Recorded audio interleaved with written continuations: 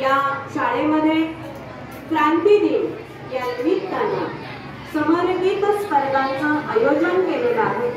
आनंददायी शनिवार हा जो आपला पुणे महानगरपालिकेतर्फे उपक्रम राबवला जातोय, या अंतर्गत आज आपल्या वर्गनिहाय समरगीत स्पर्धा होणार आहे। मुलांनो, 9 ऑगस्ट ते 15 ऑगस्ट हा आपला स्वातंत्र्याचा राष्ट्रीय महोत्सव आपण साजरा करत आहोत।